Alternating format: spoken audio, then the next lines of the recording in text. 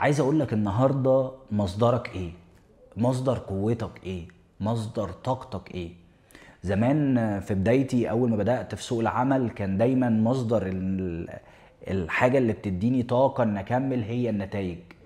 وده كان من اكتر الحاجات اللي عطلتني، لان النتائج اوقات بتبقى كويسة واوقات ما بتبقاش كويسة، زيها زي اي حاجة في الدنيا.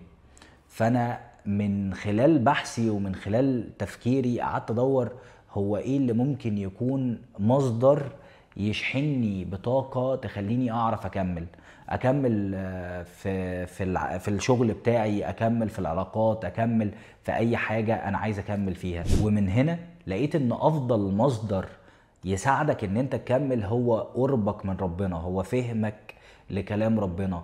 لان ربنا قال ان هو جاعل في الارض خليفة، فلو انا خليفة ربنا محتاج افهم ربنا اكتر علشان اقدر اكمل الرسالة اللي انا جاي اعملها في الارض.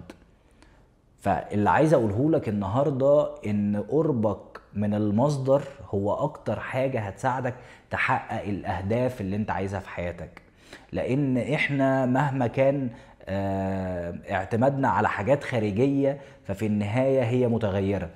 وانا بنصحك النهاردة تعتمد في طريقك وفي نجاحك وفي علاقاتك وفي كل حاجة على المصدر الوحيد في الدنيا اللي مش متغير، وهو ربنا. اما بيكون ربنا مصدر المعلومة، مصدر الحكمة، مصدر الطاقة اللي موجودة عندك، بتبدأ تلاقي في حياتك شكل جديد ومستوى جديد لكل حاجة انت عايز تعملها.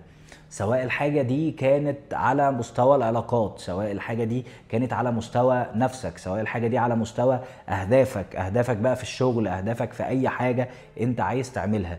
اما بتكون قريب من المصدر ده بيساعدك ان انت توصل اسرع، لان انت بيبقى عندك طاقة كبيرة جدا. فانا من خلال الفيديو ده حابب افكرك ان قربك من ربنا هيساعدك توصل لكل اهدافك. فوانت بتتعامل مع اهدافك اسأل ربنا دايما ان هو يكون سند ودعم وعون ليك، ويمدك بكل اللي انت محتاجه علشان تحقق اللي انت عايزه. ولو عايز تشوف اكتر عن المحتوى اللي احنا بنتكلم عليه ده، وهو معلومات من الدين تساعدك ان انت تحقق اهدافك، تابعني علشان نكمل سلسلة البصيرة اللي احنا بدأناها مع بعض.